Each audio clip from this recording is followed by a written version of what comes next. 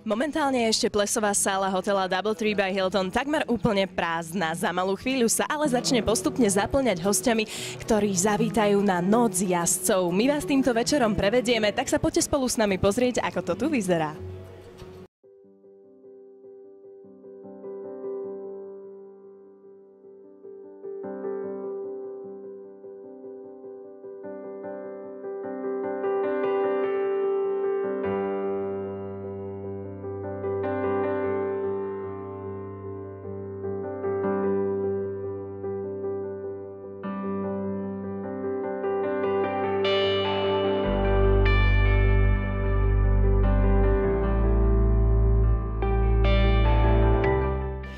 Krásne sestry Supekové na noci jazdcov, dámy, vám to neskutočne pristane? Ako dlho trvala príprava na dnešný večer? Ani neviem. Mne tak 3 hodinky, ale až po tréningu. Po tréningu. Vy ste v plnej forme. Tuto Míši, tebe sa strašne darí túto sezónu. Aký je to pocit byť druhou na majstrovstvách Európy? Neskutočne úžasný, že konečne sa to podarilo, že tie dlhé tréningy a tá celá príprava stala za to. Čo je ešte vašim cieľom do tejto sezóny? Tak sú tam majstrovstvá sveta juniorov v Taliansku a ešte majstrovstvá sveta 8-ročných koní tiež v Taliansku. A teraz najbližšie za týždeň je to Prezident Cup 160 km v Emirátoch. Vy ste ale v maturitnom ročníku, tak ako zvládate prípravu na maturity s tým neustálým cestovaním a súťažením a teda profesionálnym športom? No, tak pripravená na maturitu ešte nie sme. Asi by sme sa mohli začať učiť aj nie. Tak ja vám držím palce a dúfam, že vám tie maturity vyjdú tak ako váš program na tento rok. A veľmi vám to pristane. Ďakujeme. Ďakujeme aj tebe.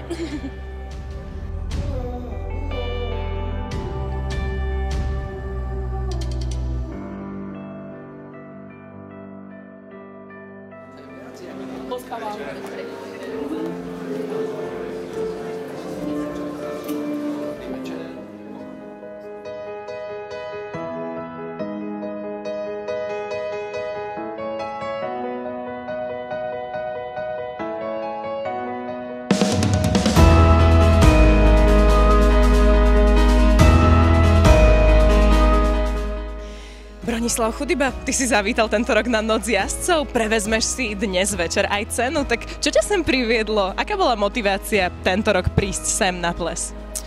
Tak motivácia, ja som bol strašne rád, že konečne tento rok sa mi to podarilo, lebo posledné roky nebolo to možné kvôli túram, ktoré som absolvoval. Robo sa snažil tento rok to trochu prispôsobiť tomu nášmu plánu, čo som mal ja a Radošilo.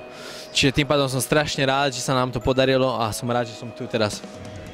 Ako sa ti to podarilo zahrnúť do toho tvojho plánu, ktorý predpokladám je veľmi preplnený? Čo ťa čaká? Alebo odkiaľ si sem priletel? Na ako dlho si na Slovensku vôbec? Upustil som trochu z halových pretekov. Tie halové preteky boli malinko v pozadí tento rok. Absolvoval som len november a december halové preteky, 1. januárový týždeň a potom tým pádom som upustil z tých pretekov. Konec som poslal do Španielska, do Valencie, kde vlastne ja odlietam v nedeľu a pondelok už pretekám tam. A tým pádom som mal možnosť sem prísť a som rád, že som tu medzi kamarátmi a som veľmi rád, že sa môžem toho zúčastniť. Slovensko je síce malá krajina, ale aký je to pre teba pocit odniesť si titul jazdca roka? Ja si toho veľmi vážim. Je to vlastne za celú sezónu, za moje úsilie, za moju prácu, nielen moju, ale aj môjho tímu. Je to veľké zadozučinenie a teší ma to každý rok a motivuje to vlastne k ďalšej robote a pokračovaniu. Tak ja dúfam, že sa ti aj v tejto sezóne bude dariť aspoň tak dobre ako v minulej a uži si dnešný večer. Ďakujem veľmi pekne a užite si to tiež so mňou.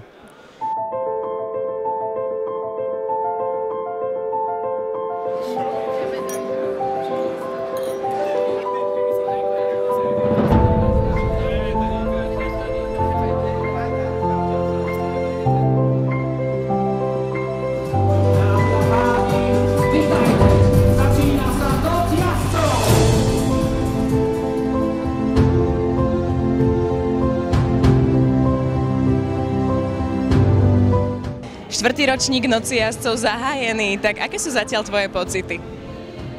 Pocity výborné, ja sa zabávam, máme za sebou ocenenia, ľudí, čo niečo dokázali.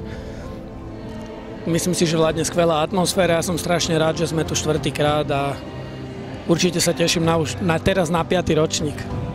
Nepredbiehajme ešte. Vráťme sa k tým oceneniam. Tie sme odovzdali 3. Prvé patrilo Broňovi Chudybovi, ktorý tu dnes medzi nami aj je a spolu sa tu s nami zabáva. Druhé mladučkej Miške Supekovej a tretie in memoriam Juliusovi Mokovi.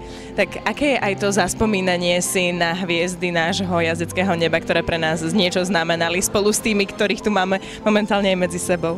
Tak určite musím povedať, že už minulý rok som plánoval precízne tento dátum takto skoro, že sa tu vidíme 2. februára práve kvôli Broňovi aj Radovi Šilovi, ktorí dnes sú tu osobne, čo ma strašne teší, že sa to podarilo teda s tým dátumom a s ich kalendárom spojiť, pretože treba povedať, že Broňo už vlastne zajtra odlieta, štartuje vo Vila Mure, kde už Rado vlastne minulý týždeň v Španielsku štartoval, priletel sem len kvôli nám a sú s nami, čo ma strašne teší, pretože vždy, keď toto ocenenie sa udeľovalo, tak prebral ho jeho otec a mali sme vždy iba dokrutku. Dnes tu máme živého Broňa, čo je super. No a čo povedať Julovi? Julo je jedna legenda, ktorá s nami prežila obrovskú etapu, ktorú si všetci pamätáme dennodenne, či už z pretekov alebo z tréningov. No a samozrejme kvôli takým ľuďom, ktorí tu nechajú kus srdca, si treba spomenúť. Ako si ty spomínaš na uja Jula? Ajoj, tak jak to povedala Ivanka teraz pekne, že on by strašne nadával, že čo tu trápošíme, čo mu tu niečo odozdávame alebo čo, takže asi presne tak, viem si predstaviť, ak by nás vozil, že čo tu organizujeme nejaké poďakovania alebo nejaké memoria, ale tak je to super, v každom prípade netreba na takých ľudí určite zabúdať, čo tu nechajú dennodenný život stále s nami, či už s mladými alebo so svojimi koňmi, alebo proste sú súčasťou nás všetkých. Tak uvidíme, čo nás ešte čaká. My ti ďakujeme za rozhovor a dúfam, že aj ty sa stíhaš dobre zabávať popri všetkých tvojich povinnostiach. Tak už teraz naozaj áno, pretože tieto ocenenia som si naozaj ešte počkal, aby mali teda noblesu a mali ten význam, aký majú mať. A teraz naozaj, idem tancovať. A piť. A piť. Ďakujem.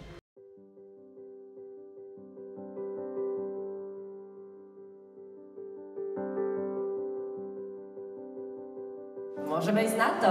Tram, tadadau! Krása. Krása.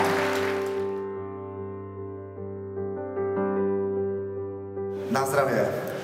Dámy a páni, Noc jazdcov 2019 sa práve začína.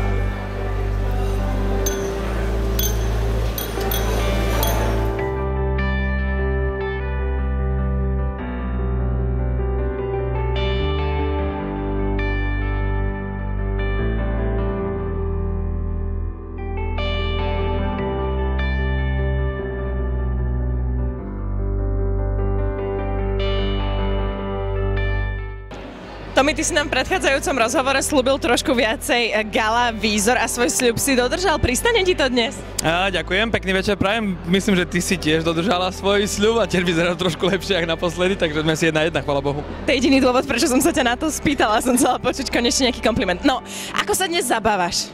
Výborne. Musím povedať, že zase Robo nesklamal. Klasicky, už to vyzerá, že mi za to aj platí, ale nie. Fakt jedlo je... Ani mne nie, to je v pohode. Áno, chápem. Nie, jedlo je obstojné, zábava. New Bonnie M dokonca, vidím, že to omládli, super.